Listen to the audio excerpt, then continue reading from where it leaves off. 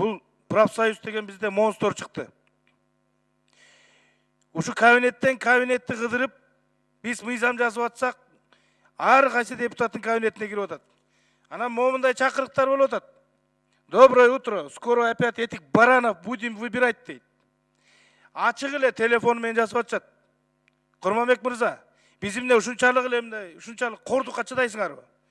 Жазып атат ачык эле. Доброе утро всем, надо ославить всех тех, кто пропихивает новый закон о профсоюзах и добиться, чтобы этих не было в партийных списках в 2020 году. Во всяком случае, в началах этих списков, уверен, это у нас получится, и мы победим деп атат. Мүлктөрдүн баарын сатып атышат.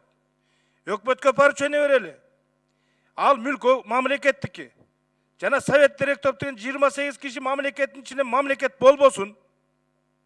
Өкмөткө поручение бергиле. Биз бул законду өткөрмөйүнчө бир да мүлк сатылбасын. Мына достук гостиницасын сатабыз деп дүргүп атышат азыр.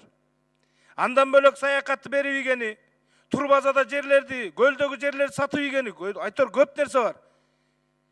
Жана фот дегенге 300 миллион анда бербейли. Анда жана 1% өздөрү чогултуп өздөрүнчө иштесин. Мамлекет милдеттүү түрдө 1% чогултуп берип атат. Бир эле образованияда канча миллион деген акча түшүп атат. Каалагандай айлык коюшса, каалагандай мүлктү сатышса, көлөчүн кие албай калгыга чейин 90-дан ашкыча жумушта болушса, булар Кудайдын эркесиби?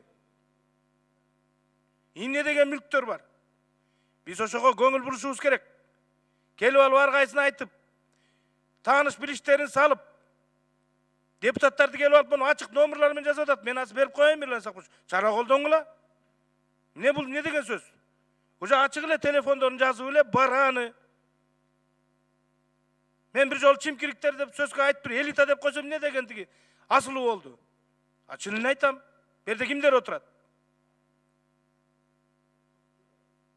Бири-бирибизди карап, колдоп, мондайларга бөгөт коюш керек. Мирлан Исакович, мен азыр берип коеюн мына телефондор менен ачык жазып аткандарды. Анан айтып коеюн. Профсоюздун законун колдоп өткөзбөсөк, биз коомчулукка шылдың болобуз. Чоң рахмат.